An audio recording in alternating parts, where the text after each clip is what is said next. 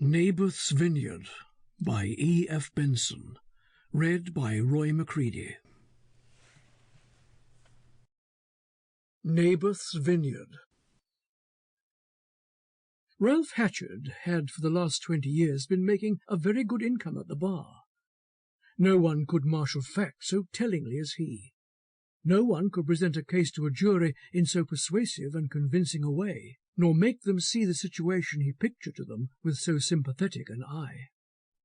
He disdained to awaken sentiment by moving appeals to humanity, for he had not, either in his private or his public life, any use for mercy, but demanded mere justice for his client.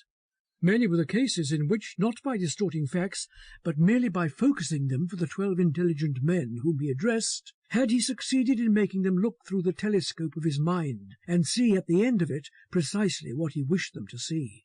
But if he had been asked of which out of all his advocacies he was most intellectually proud, he would probably have mentioned one in which that advocacy had not been successful. This was the famous Raxton case of 7 years ago, in which he had defended a certain solicitor, Thomas Raxton, on a charge of embezzlement and conversion to his own use of the money of a client. As the case was presented by the prosecution, it seemed as if any defence would merely waste the time of the court.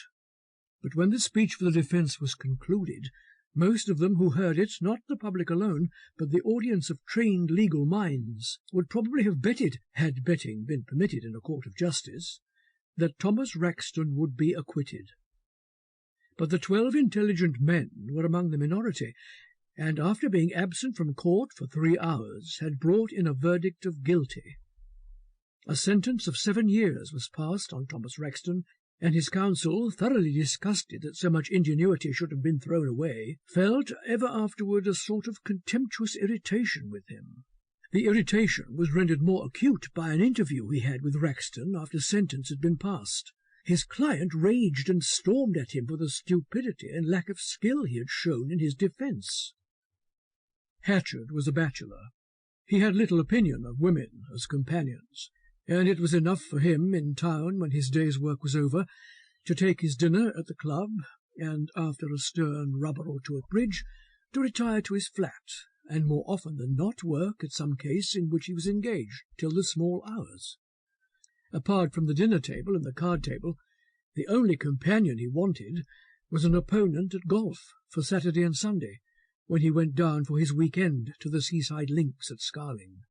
There was a pleasant dormy house in the town at which he put up, and in the summer he was accustomed to spend the greater part of the long vacation here, renting a house. Sample complete. Ready to continue?